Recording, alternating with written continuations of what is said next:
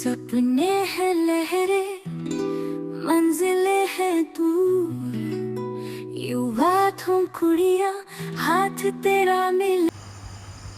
2023 के backlog exam में फिर से धुमकुड़िया की ओर से जितने भी एग्ज़ाम में बैठे थे सभी कैंडिडेट पास रहे। सक्सेस रेट फिर से जो है 100% रहा है इस बार भी। तो काफ़ी बेहतरीन रिजल्ट दिया है धुमकुड़िया की टीम ने। काफ़ी मेहनत करके जितने भी स्टूडेंट्स दिए थे सबको पास कराया है। तो प्रीलिम्स का रिजल्ट धुमकुड़िया में इस बार बैकलॉग 2023 में 100% रहा। आइए अब देखते हैं। नमस्कार, जोहार। धुमकुड़िया में आप सभी का स्वागत है। आज हम लोग थोड़ा डिस्कस करेंगे जेपीएससी के जो प्रीलिम्स में हाई कटअप जा रहे हैं उसको लेकर। साथ ही साथ आगामी जो डेट दिया है उस पर भी थोड़ा सा डिस्कस करेंगे। तो क्योंकि इसके द्वारा जो है ये संभावना थोड़ा सा कुछ अनुमान लगा लें कि आखिर 2025 का जो बैकलॉग है उसमें कटअप किया जा सकता है या जो रेगुलर का एग्ज़ाम है उस पर कटअप किया जा सकता है, और क्या जेपीएससी जो 18 तारीख का डेट दी है रेगुलर को मेंस को लेकर क्या हो पाएगा। तो सबसे पहले शुरुआत देखते हैं हम लोग 2023 जो बैकलॉग हुआ था। तो 2023 का जो बैकलॉग है इसमें आपका जो है एक्चुअली में नेचर देखना होगा पहले एग्ज़ाम को लेकर, कौन से लोग पार्टिसिपेट किए हैं, ये सारा कुछ देखने के बाद ही जो है क्वेश्चन का पैटर्न, बहुत सारी चीज़ें निर्भर करती हैं। फिर भी एक मोटा मोटी थोड़ा सा अनुमान लगाने की कोशिश करेंगे। और लोगों के मन में जो हाई कटअप को लेकर डर है हो सकता है वो दूर हो या हो सकता है उसमें कुछ सुधार आए। तो जैसे BC2 को लेकर 2023 बैकलॉग में सिर्फ 5 सीट था और SC का जो है आपका 2 सीट था। तो टोटल जो रिजल्ट दिया गया 125। तो इसमें अगर ऐसे जनरली देखा जाए तो 75 BC2 में और SC में आपको 30। टोटल जो है आपको 105 सिलेक्शन होने थे, 125 सिलेक्शन हुआ है। तो कुछ होंगे जो मतलब सेम नंबर पे होंगे, इसलिए उनका सिलेक्शन कर लिया गया है। कटअप अप्रॉक्स अगर देखा जाए आपका जो ड्रॉप क्वेश्चन है उसके साथ में तो 150 प्लस क्वेश्चन गया है। ड्रॉप क्वेश्चन के साथ ये 150 प्लस गया है दोनों का, SC और BC2 दोनों का। तो नो डाउट कटअप हाई है, लेकिन इसमें कुछ चीज़ों का ध्यान रखना होगा। जैसे आपका एक तो देखिए इसमें 2017 जो है कटअप एज रखा गया था से लेकर 2024 तक।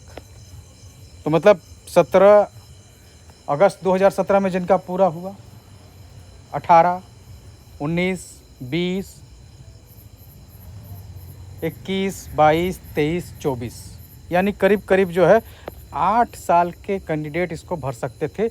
जो भी BC2 और BC1 के थे वो सारे जो है इसमें अप्लाई करने के लिए एलिजिबल थे। तो एक अच्छा खासा कैंडिडेट जो है इसमें अप्लाई कर पाए थे। और साथ ही साथ इसमें जैसे कटअप आपका जो रेगुलर को लेकर है वो 2022 है, ठीक है। तो 2017 से लेके 22 मतलब 5 साल के सीनियर कैंडिडेट्स जो है इसमें अप्लाई किए थे।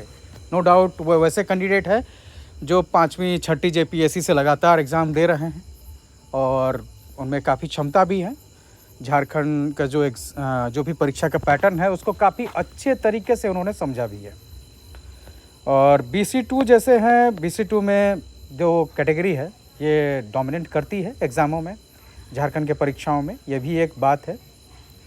और एक सबसे बड़ा चीज़ यही है आपको कि सीनियर कैंडिडेट बड़े पैमाने पर जो है आपको 2017 से 22 वाले शामिल थे इसमें।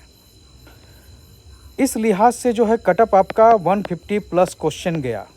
लेकिन वहीं अगर हम लोग 2023-25 बैकलॉग और रेगुलर को देखेंगे तो इसमें दो चीज़ें हैं। एक तो आपको 2025 बैकलॉग में सीट की संख्या ज़्यादा है, रेगुलर में भी आपको सीट की संख्या ज़्यादा है। दूसरा, इसमें जो नंबर ऑफ कैंडिडेट्स जो शामिल किए गए वो 2022 से आपका 26 तक का। तो इस आधार पर अगर देखेंगे तो 22, 23, 24, 25, 26 5 साल के कैंडिडेट जो है इसमें शामिल हो सकते हैं।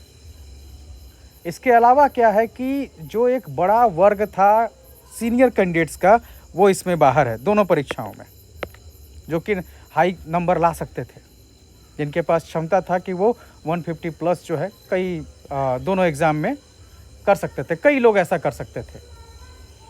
तो वो लोग जो हैं आपके एग्ज़ाम में बाहर हैं, खासकर 2025 और रेगुलर पीटी में, दोनों में।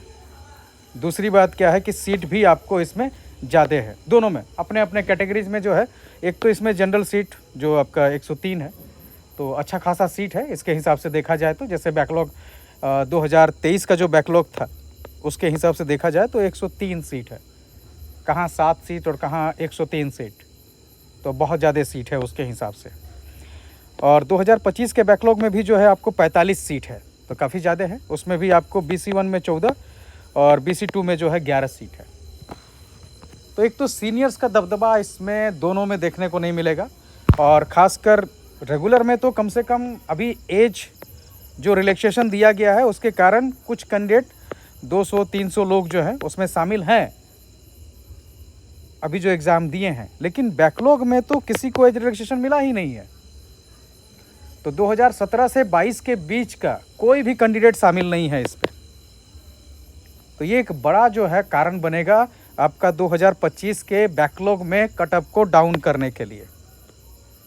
कटअप जो है आपका वो 2025 का डाउन होने का एक बड़ा कारण होगा सीनियर कैंडिडेट्स का ना रहना उसमें।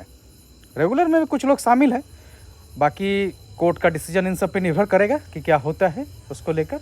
लेकिन अभी तक तो शामिल है और उन्होंने अच्छा परफॉर्म किया भी होगा, इसकी भी जो है काफ़ी हद तक ये सुनिश्चित है कि जितने भी कैंडिडेट दिए हैं उसमें आपको जो है अच्छा खासा कैंडिडेट जो है उसमें अच्छे मार्क्स बनाए होंगे। तो 103 में जो है उसमें अच्छा खासा जनसंख्या उन लोगों का रहेगा जो केस के थ्रू जो है एज रिलैक्सेशन लेकर गए हैं। लेकिन उनकी संख्या चूँकि काफ़ी कम है और नंबर ऑफ़ कैंडिडेट्स जो लिए जाएंगे वो आपके ज़्यादा हैं। जैसे 103 है तो 103 में आपको 15 गुना हो जाएगा।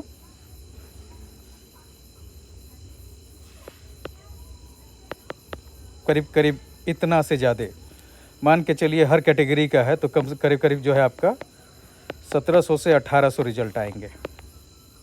वैसे ही इसमें अगर देखा जाए तो इसमें रिजल्ट ज़्यादा होंगे क्योंकि कैटेगरीज ज़्यादा हैं।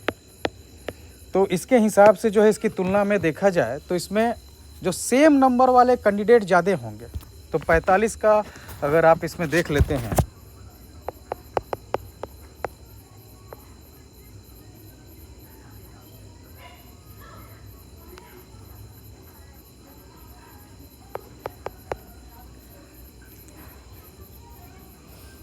करीब करीब इसमें जो रिजल्ट आएगा वो आपका 900 प्लस रिजल्ट हो सकता है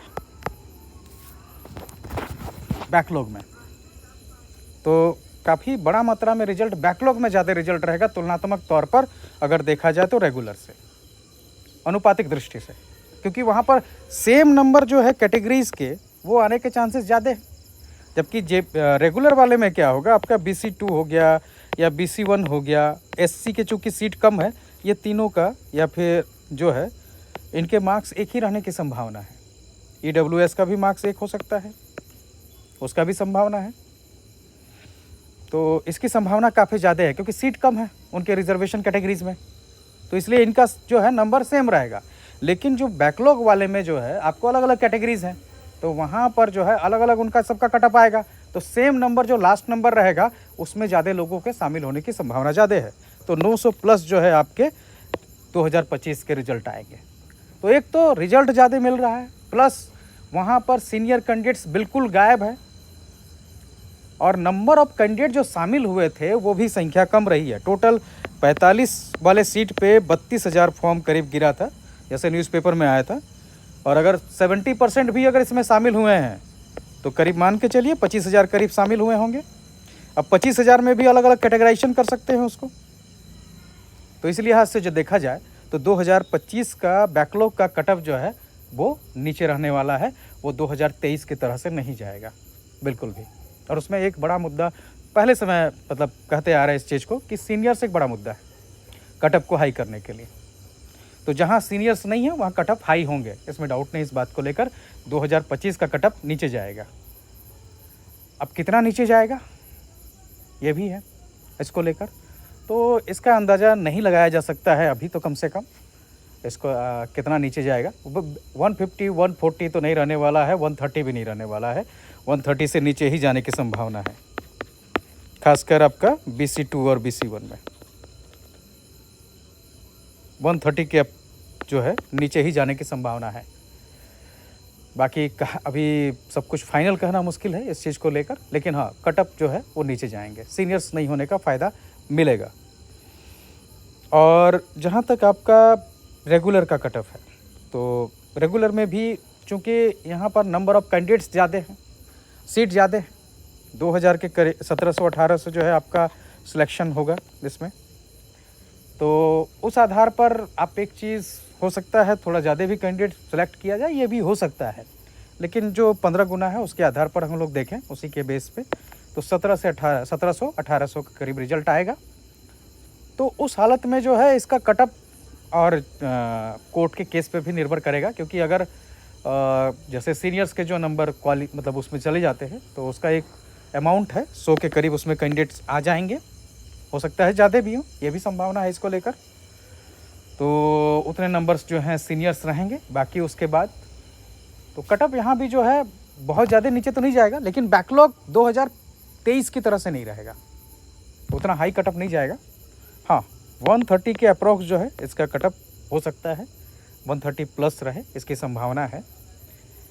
तो इसलिए इस बात को लेकर डरने की ज़रूरत नहीं है कि 2023 का कटअप हाई रहा तो आपका इस कप का भी कटअप हाई रहेगा, ऐसा नहीं है। हाँ एग्ज़ाम का नेचर भी निर्भर करता है, जैसे रेगुलर का जो पेपर था वो नो डाउट थोड़ा इजी था, लेकिन दूसरी ओर ये कि वो पहला एग्ज़ाम लिया गया था तो सिली मिस्टेक्स होने के चांसेस भी ज़्यादा थे। लेकिन इन सब के बावजूद एक चीज़ ज़रूर स्पष्ट रखिए कि बहुत ज़्यादा कम होगा कटअप, इसका भी उम्मीद मत रखिए।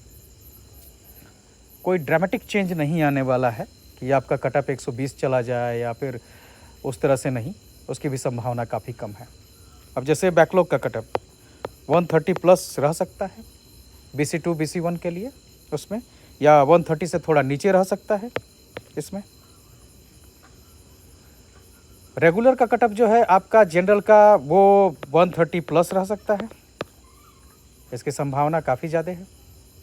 तो अनुमान लगाना थोड़ा सा मुश्किल है, बस इतना आपको समझना है कि आपने अच्छे से एग्ज़ाम दिया है तो कटअप को सिर्फ आप बैकलॉग 2023 के नहीं आंक सकते हैं, उससे कम रहेगा, इस बात को लेकर निश्चिंत रहिए।